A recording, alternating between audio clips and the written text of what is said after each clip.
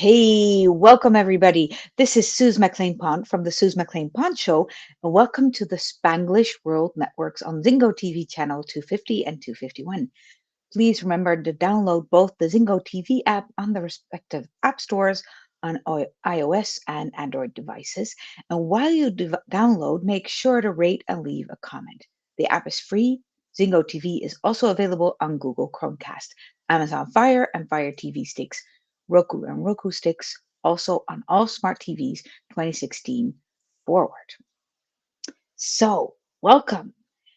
I'm Suze Maclaine Pont. If you have been watching before, you know that I'm a trauma therapist and a business coach, and I combine both, teaching people how to show up more fully in who they are meant to be in life, in their business. And now the interesting thing is today I'm going to talk with you about communication and trauma. I invited my husband to have a conversation together around communication and trauma. Guess what happens? For some reason, he wasn't able to join us live, and he is still working on that. So, when it comes to communication, there are a lot of things that get sparked so easily. And so often we think, well, this is just, oh, Jakko is here. Ah, okay, I don't see Jakko. That's even more interesting, right? So I'm talking about he wasn't able to be here. I can't see him yet. So now we have to get him so that I can also see his pretty face. Um, so let's see if we can bring him on, because when it comes to communication and trauma, there are so many layers and there are so many things. And there he is. Now, the first thing I wanted to do before I introduce him is just elaborate a little bit more on what I just said, because when these things happen, right, it seems like it's just a computer bug. Well, you know what? I can't help it. Well, this just happened and it's all right. It is what it is. And we can respond calmly or we can respond disruptive. The interesting thing is these little things around communication can spark such big traumas. They can spark such big events like we'll take it personally, right? What happens? And Jakko used to be very good at it. Today he takes it a lot less personal because today he just thinks, you know what, it is what it is. I'll move to the kitchen and I'll be fine.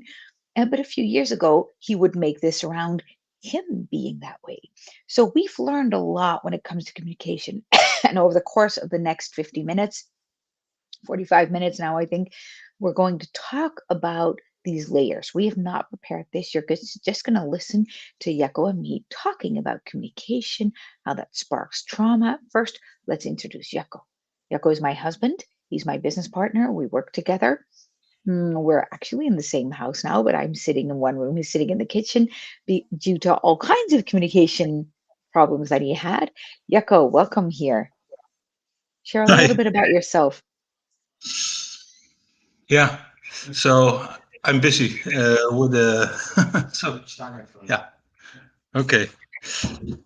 We had some people working here in the building, and they came just when we started. So I had to move and to answer some questions. But now I'm here, and I'm glad that things managed it well now. And as Susie said, I would have been panicking if something went wrong, because something going wrong was really a real big thing for me. And still there can be stress, there can be anxiousness, there can be all kind of emotions around it. But it's less as a losing everything in life. It could feel like going down the drain when something went wrong while I was thinking it was the most important thing in the world. But it isn't about life or death.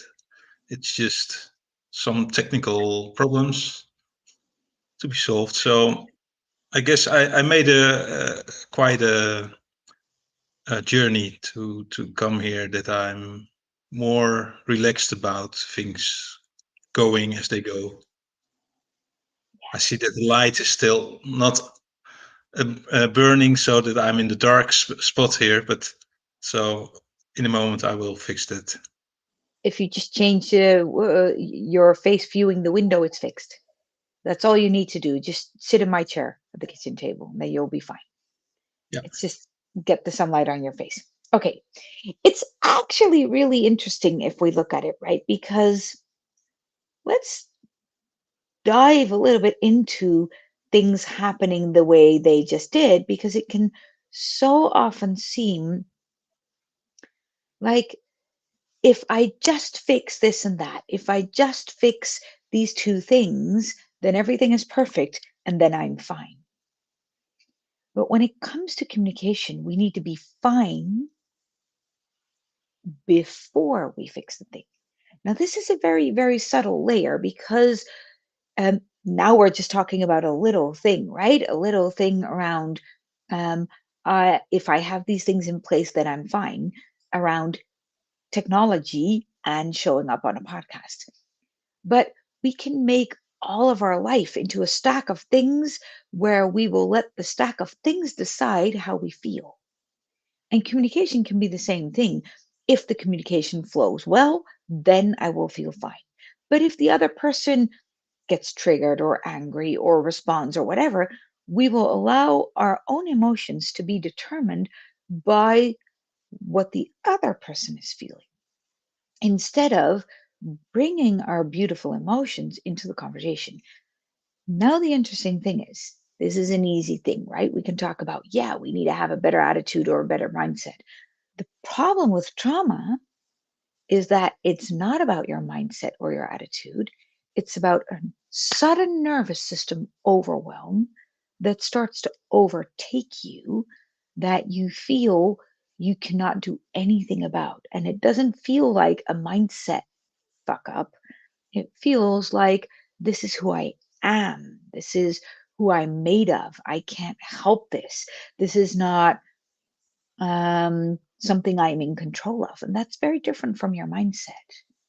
It's even not really about thinking about it, because there's so much. I know that there can be so much emotion just right then. It's really not. It's faster than thinking. It's overwhelming. So there's no way you could think out of it. That's how I remember it. And sometimes and now this moment, it almost went like this again.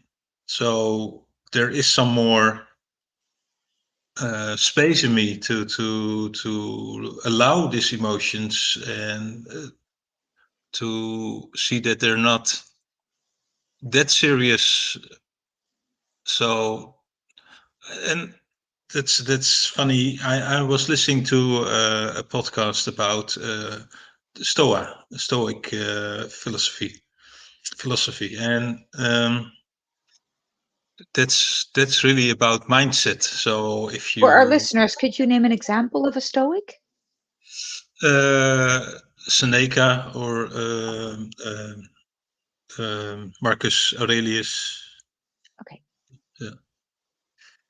And that was really about, you can, if you do the right, if you have the right convictions, then you don't have to allow yourself to feel all the emotions that coming up. Like, you can control it.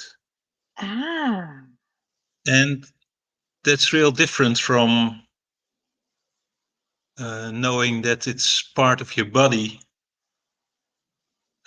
which is there and cause these big amount of emotions.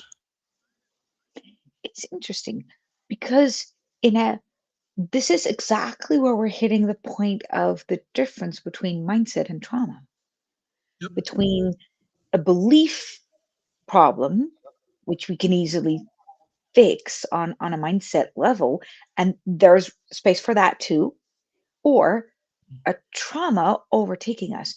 The difference between understanding your attitude, or creating an attitude, or a what I call shame rage explosion, completely like there is an alien in your body who takes over. Is that a kind of a description you would give? Yeah, yeah, yeah. It's really an alien, and it's even you can call it a demon because it's really ugly and stressed out, not controllable. It's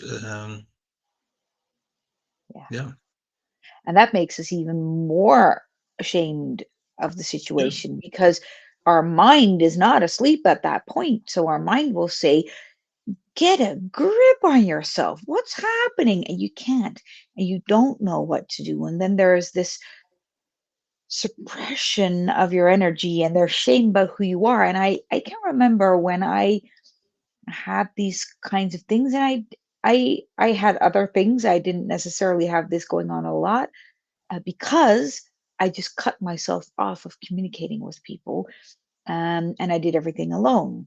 I wasn't that well a communicator 25 years ago. So then I would just be fine on my own as long as I didn't have to interact with a whole lot of people. So I didn't have these explosions that much. But what I wanted to say about it was interesting. I lost my own train of thought. Was yeah. So the shame of I don't want people to judge me based on this on the basis of this little thing. So then I would make myself bad, almost like drinking some poison, punishing myself, thinking that if I can prove that I can punish myself, then they won't have to be angry at me. Something like that. Can you yeah. relate to that? And I can feel okay. You better shoot me now. Yeah, So I'm not worth um, living here because I'm so stupid and I better not here anymore. Yeah, yeah. at the And the moment. interesting, yeah, and the interesting thing is that mostly people around you will say, "Come on, it's just a computer. Who cares? It's just a thing." Yeah, and your mind knows that. That's exactly what's making it worse because everything everybody will say in that moment is what you also know, and you can't access that part of your hard disk. So they're stating the obvious that you don't have access to, which probably makes that feeling of shoot me now worse, right? What happens inside of you when people, and I was the first one to do these things, well, not the first one, but I was I was a good person to say, come on, get a grip. How old are you? What did that make you feel like?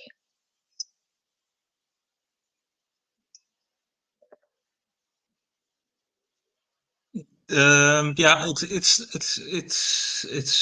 so much at one time. There's so much happening just in that moment, and also in the moments just after. And so the first reaction is total chaos and helplessness, and then there's self-destructive thoughts and emotions, and then after somebody enters, or then there's shame. Yeah. So Yeah, there are more stages, and um, yeah, also the shame is something. So it's already shameful for myself. So let go that there's somebody else yeah, to reckon on of yeah to deal with at the moment. Yeah. yeah. And this is interesting because we're now just talking about you being in a situation where tech goes away that you didn't think it would, and then that can spark these triggers. I'm pretty sure that everybody can relate to this, right? For me, it happens in different things. For me, it happens when I'm just playing around doing my own thing and somebody calls me out on You promised to do this today. I'm like, I gave myself a 5-minute break. And it always happens in the moments where I give myself a little bit of a break or pause. And I think, hey, you know what? I would really like to take a weekend off. And then something happens that proves to me that, you see, you can't do that. And then I will get into these emotions. I've seen other people get into these emotions about other things, right? About not living up to responsibilities.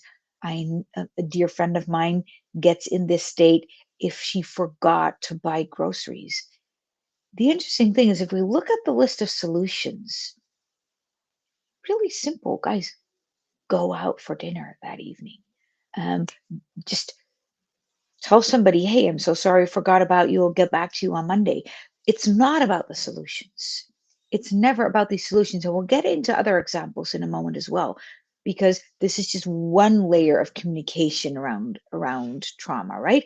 There are different kinds of layers because just in a conversation, other things can happen as well.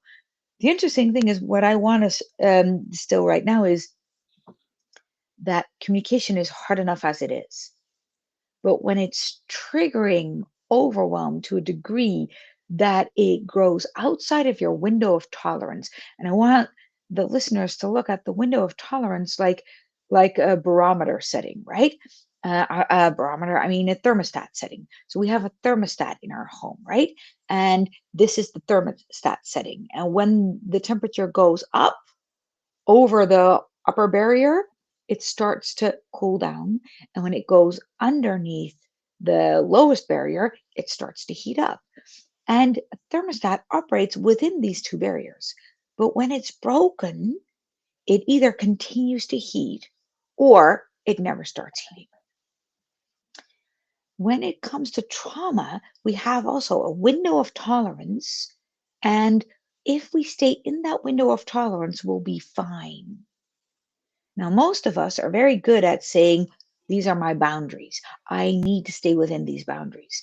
And then we start building walls around us saying, I need this, I need that. And if I have all these things in place, then I can maintain myself within these boundaries.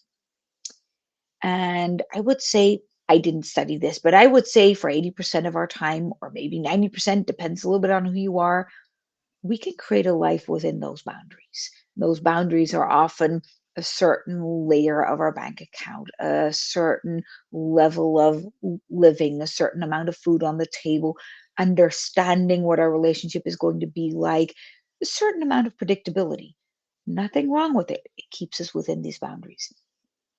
The problems start rising when these boundaries are broken. So when the overwhelm breaks out of that window of tolerance. And the interesting thing is, if it goes 1 millimeter out of that barrier, then the trauma vortex starts to catch it. And then there is a vortex of stimuli that is a residue of past trauma. Not that in the moment the event is traumatizing, because if in the moment the event would cause trauma, it'd be a whole different thing. That's not what we're talking about here. Of course, communication can also create trauma, but what we're talking about now is when in normal everyday communication with objects, communication with people, trauma is hit. What happens is that the trauma vortex of the past starts spiraling us.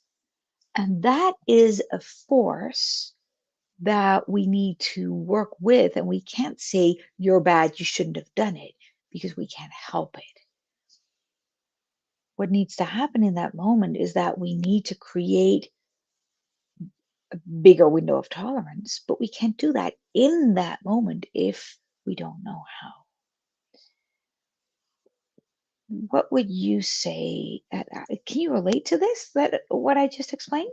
No, what I was thinking of asking myself, does the trauma causes that the boundaries are more near each other, so that it's a smaller um, frame, a smaller space That's to interesting.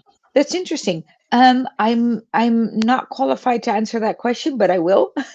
So I'm curious if any listeners have other ideas around it. I would love to know because I Because maybe the triggers are more close.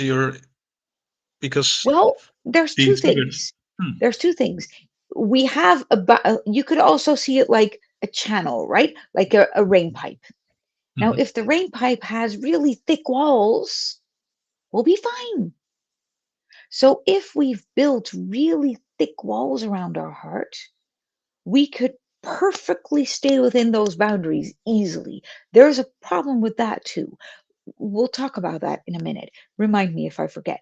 But we can stay within these boundaries if we have really thick walls. I'm not so sure that's a good idea though.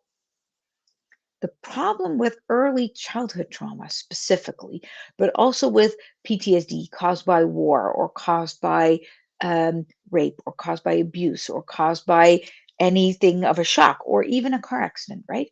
Is that the barrier is too thin or even broken.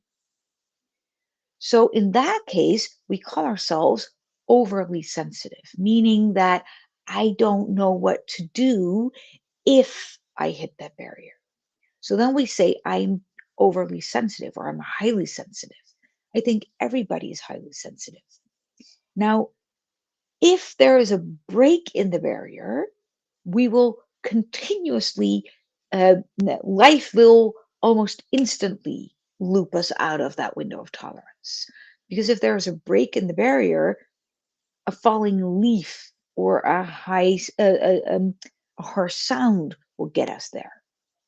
If the boundary is very thick and the wall is very thick, it will be a little bit harder to be triggered.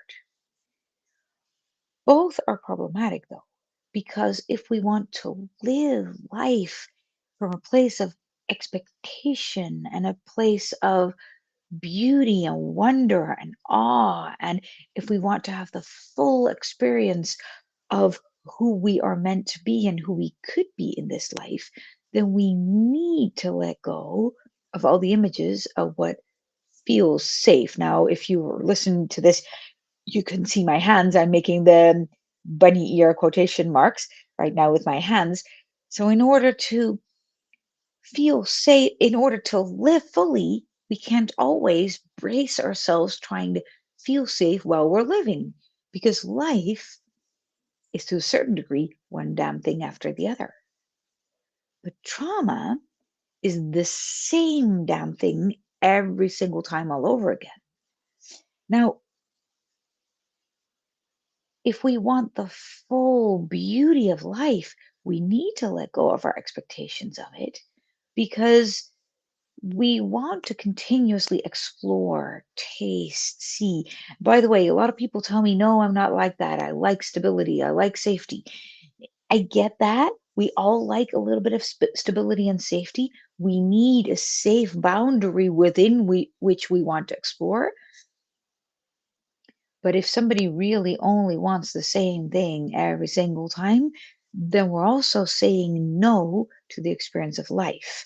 Now, everybody has a window of tolerance when it comes to that, too. That's a different window of tolerance. It's a window of safety, I would say, right? We need certain things in place. Like, I always want to sit in the same chair at the kitchen table, and I want the same kind of plate. I want certain things to be in place. I want the kitchen to be clean when I come downstairs. We have certain things um, that will allow us to expand ourselves a little bit so that we can surrender into life. Soldiers do this really beautifully. They always make their bed. And my grandfather was that they have strict disciplines, right? If there's one fold in your bed sheets, you get detention, for instance. My grandfather was a lieutenant colonel in the Dutch army, and he would always tell me, and I would always ask him, but what's the problem with the one dent in my bed sheets? And he would say, the problem is that you need certain things to be predictable because otherwise you cannot open yourself for the unpredictability. You need certain things to be in place because when you get back home from the battlefield where it's chaos and friends are shot and shit happens, then at least you know one thing will be the way you expected it to be. Now, when soldiers talk about make your bed, polish your shoes, have these things in place, this is what my grandfather was talking about. Maybe if you know soldiers, they have different things in place, but my grandfather taught me these things. So, yes, certain things we need in place, but we can't have everything in place all the time because then we're not opening up for the awe in life, for God. And whether you like the word God or not, I'm not talking about a religious sense of God.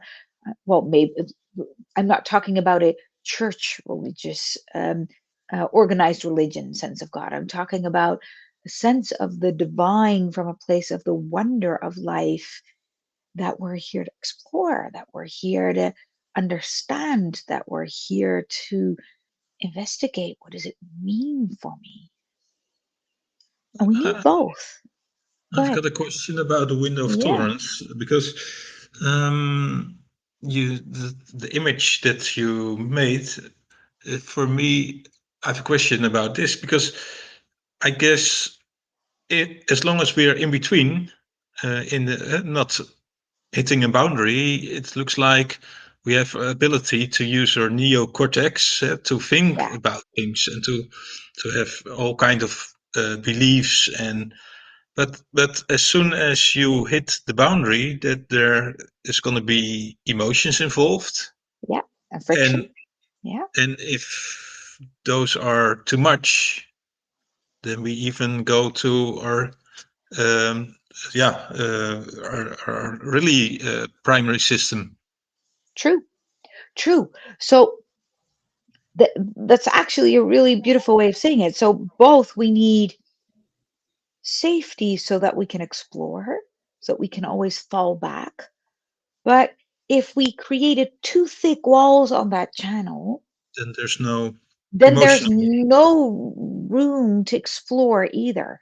Too thick walls means I created everything safe. I know exactly how I'm going to predict my life. That's actually the equivalent of moving to a deserted island on the South Pacific with your three best friends or however you want, and to make sure that nothing will ever be able to happen to you again. And even though that's safe, it's not how we explore life fully. So we need certain amount of safety, but we also need certain amount of space for exploration, for wonder, for awe, for God. We need both. So then if the pipeline is broken, the trauma vortex will come and get us with everything that happens.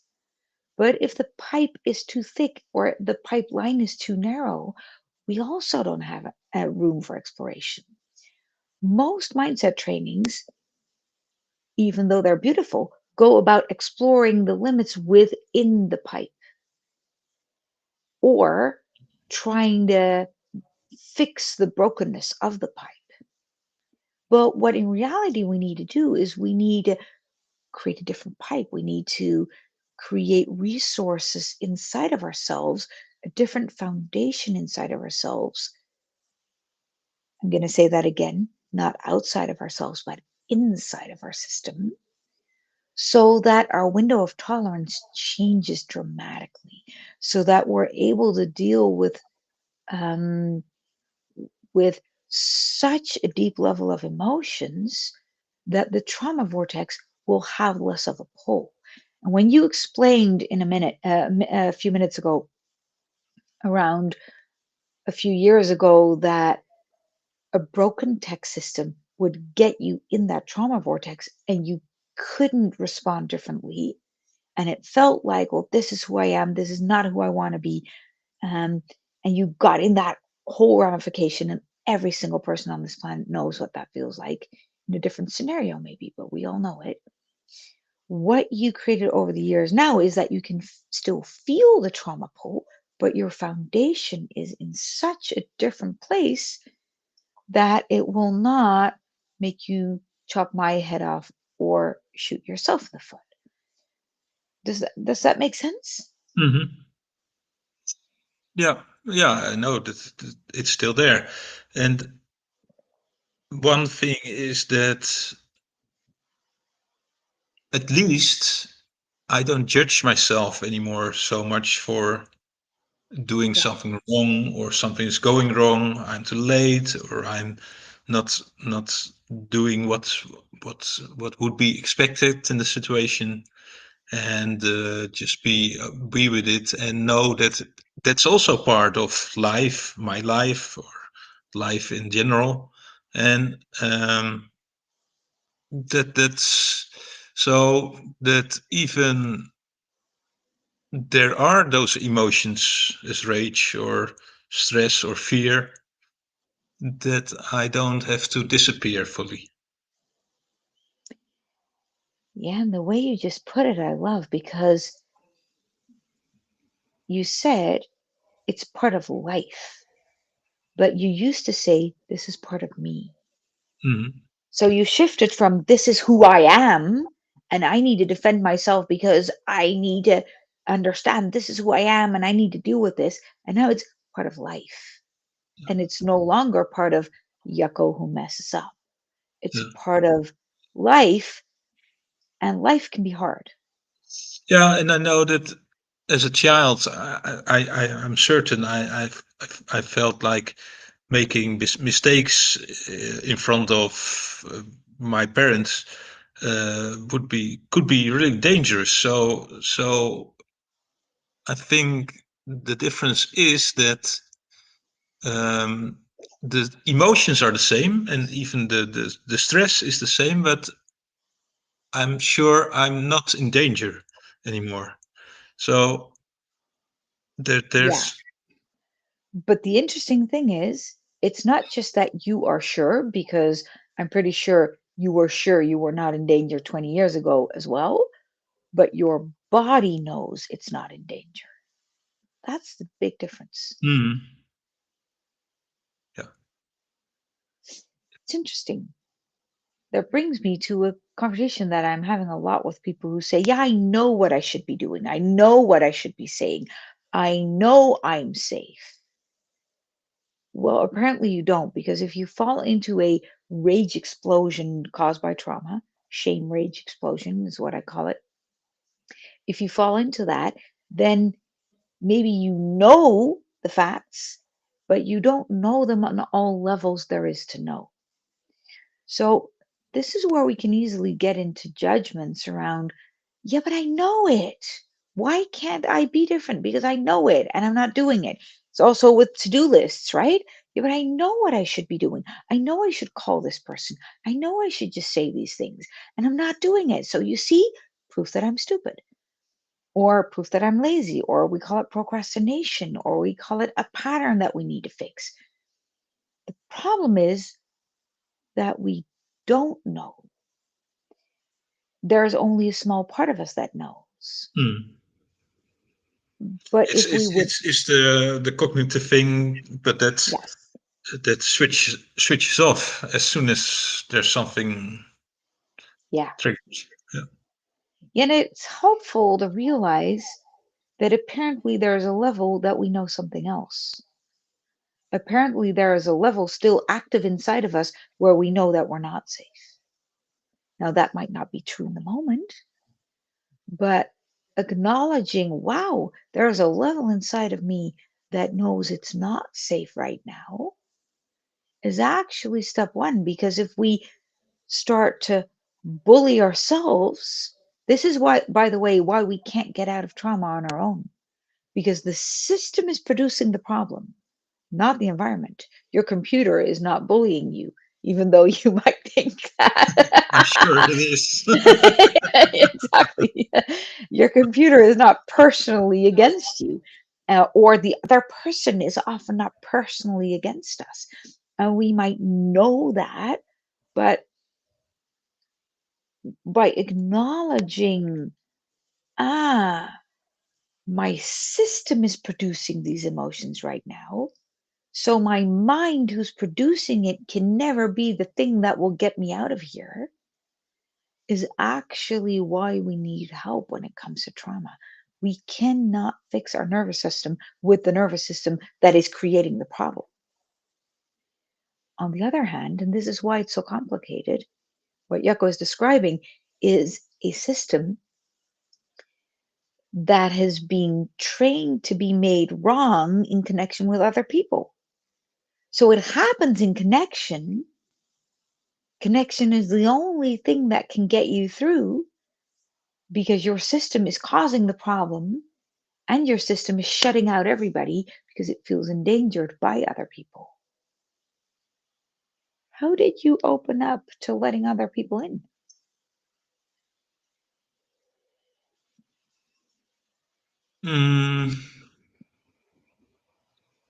Yeah, that's a good question because I did a lot of things, and there were a lot of people where I had trainings or coachings, and some of them were really that safe, that open to just listen and to be there, that I really, even if there was shame, I could share and I could keep the connection, even with shame going on while there was connection. And there were not that many people where it was possible, I guess. Um, but I can see that, or at least I think that that's really was helping, The because antidote, I guess it's really something you have to practice and to have to experience several times at least to make a step to come in another place. And and there's a condition to that because the antidote to shame is connection and love. The problem is that a lot of people are very willing to connect with you from a loving place, telling you that what you did wasn't so bad, that there is not a real problem, that, hey, you know what? It's not about you. You can do this. It's no problem if you can't do it. And they're trying to fix the scenario or fix your feelings about it. And when it comes to shame, that's the last type of connection that's going to be helpful. Because for some reason, not for some reason, but on a deep layer, that's what I wanted to say, on a deep layer, it's actually telling that part of you that feels awful, yeah, you know what? But you don't need to feel that way. Well, maybe I don't need to feel that way, but I am feeling that way. Yeah, but there's no reason for you to feel that way. So if somebody tries to fix it, then again, you're hearing or your system is hearing what you're feeling is wrong. So you won't really get out of it. And then you'll just try to polish yourself a little bit up, saying, oh, you know what? And actually, it re traumatizes. What we need in those moments, and this is where what you just said is very accurate. There were only a few people who could be there. True. yeah, It's very and true. and especially with shame as a uh, trigger, then um, yeah, there are stories that I don't want to share, even if someone is willing to listen, because they're too painful. So it has to be really, really safe before Yeah. those stories can come up, or those moments or situations to share. And so yeah, it takes And it that's takes a lot already. And then if the situation isn't safe enough, even the other person thinks that it's safe, but if it's not safe, I don't come up with those stories.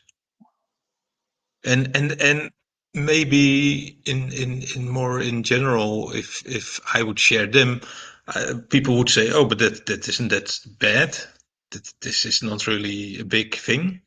for me.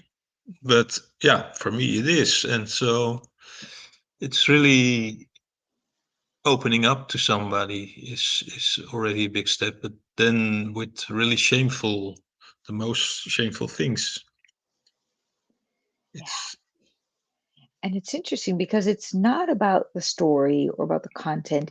It's about the feelings in your body while you are telling it. It can't be safe because somebody says, "Oh, but it's safe with me." No, I can hold space for you. If somebody tells me I can hold space for you, I'm out. I'm not sharing anything anymore because I don't need anybody to hold space for me.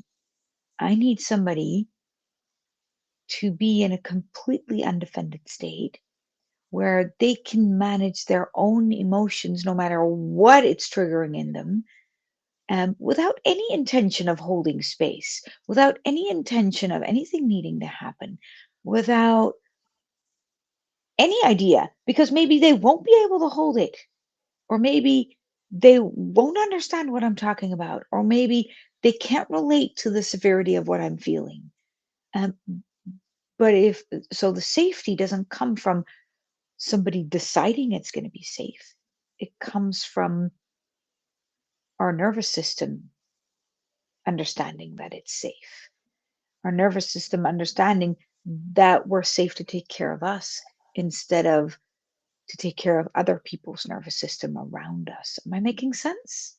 I think that it asks for, like you call it, the independent state. And I guess there are not that much people who really experienced as a child this independent state of their parents. So I think it can be really a unique experience for people if it's there. Yeah. It's so rare that it's so.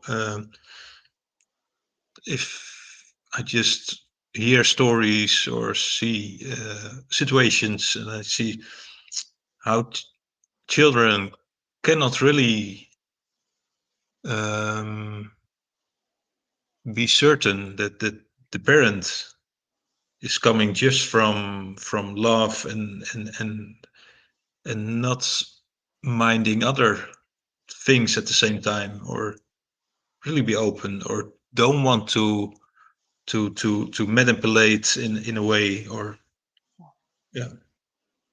Yeah, just in those words, right? When it comes to communication, um, really be open.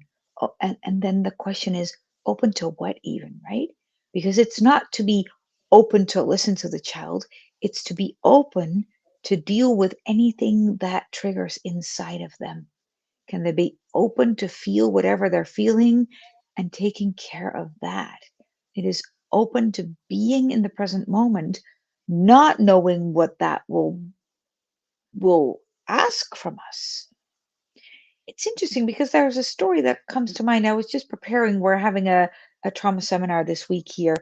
Um, and I was preparing and I thought, how can I explain this best? And I use stories from the Old Testament a lot to explain things because they're so clear and so ingrained in our system. And I came up with the story of the binding of Isaac, where Abraham, our archfather, offers his son Isaac as a sacrifice to God. And the interesting thing is that a lot of people think that was a test of his faith. But we can also say, and this is beautiful, that was a test of his willingness to say yes, not knowing the consequences, and trusting fully in life, in knowing that life is here for us, knowing that God had absolutely no intention to make anything bad happen, and to trust fully and say yes. And there is, of course, we only have 5 minutes left, but it's beautiful to think about, are we willing to say yes? In Hebrew, that's the word hineni, which I use a lot. And hineni means I'm ready or I'm here, but it also means I'm ready to be seen. And when it comes to the kind of trauma in conversations and in communication that we're talking about now, is are you willing to say, I am ready to be seen, not knowing all the consequences, willing to pause, willing to navigate whatever comes up and willing to be present when I can't? And am I willing to be that present with somebody else when that might trigger the other person? Yeah, I guess, but I guess that there are a lot of steps in between before someone is able to say I'm ready, as there's still a need for knowing that you're safe, and so you have to meet This is safety. interesting. Now we're getting to the core.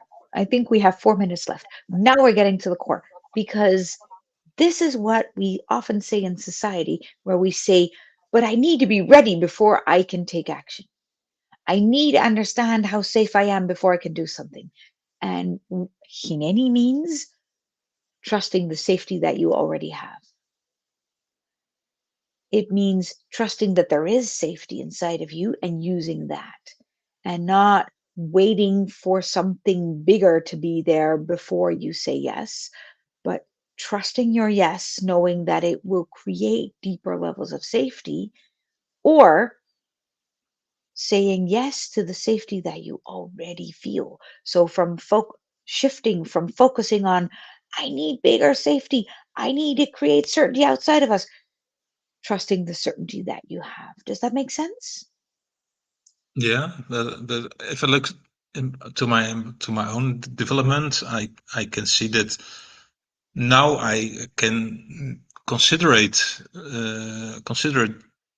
saying I'm ready, but don't you did you shouldn't ask me that 20 years ago, No, because that's right. That's I right. was not safe enough. Oh my There was goodness. I couldn't find safety in here. No, no. So the first hunt is for the safety that's there. Yeah. It's beautiful. I see a question here from the audience. Abel says, in my opinion, what's the position or decision in the face of good or bad situations? Ah, so what I would say is the decision in a bad situation is to pause and to tune in to where am I? So to pause in the moment of disruption, pause, hit a pause button, go to the bathroom, step out of the room, and then feel into the places inside of your body that are actually feeling good and allow the not good parts of your body to just shake a little bit, tremble, feel. So don't go into the rage storm, because if you think, now I need to scream, now I need to go into a rage room, even though that can feel like a beautiful thing, you'll just fuel the rage storm, the trauma vortex. You don't want to be fueling the trauma vortex. What you want to do is you want to hit pause, tune into resources so that the little bit of trauma vortex that was triggered, that you can let that seep out a little bit and that you can build on the resources that you have. That is the most counterintuitive thing to do. But that is the one thing that will get these channels bigger, because then you are fueling resources into the trauma vortex instead of that you're allowing the trauma vortex to pull you out of your resources. I don't have a lot of time to go into it right now, Abel, but if you're still here, let us know if that was helpful. We're getting to the end of the show. We had 5 minutes, but I don't know if that was 5 minutes ago already or if we still have 2 minutes. Jakko, what are your final remarks? Yeah, I'm still wondering how this relates to the window of tolerance. If you say, okay, you have to pause and see which um, safe resources I have. So if I see I hit the boundary or cross the boundary, am I still able to find this Well, place in me to find resources? So, but it's not for now, because that's, I no, guess maybe we can go in we another can we session. can go deeper into that in another session. Yes, you will be, but you won't be able to get here on your own. This is where we need to surround ourselves with people who have that in place, because our nervous system needs to learn and it cannot do that on its own. So we need people around us who are better at this, who will train us, not because they have the intention to train us, but because their nervous system is wired in a different way. So this is where the work that we teach comes to place. Thank you so much. We have 1 minute left, so I'm going to end the show saying, guys, thank you so much for listening. If you have any questions, send them to us through a message on LinkedIn or on Facebook or on Instagram, or commenting underneath this show. This show can also be heard on the Spanglish radio network. Please check out http spanglishworld.ca for all the news and programming. Spanglish World. Watch it, hear it, read it, download it, live it. And if you want to follow us, hit the follow button on your Spotify app or wherever Spanglish is, and tune in next week with a new episode where Jakko and I will be talking about another topic all around trauma. Follow us, ask us questions so that we can talk about that in depth. Bye.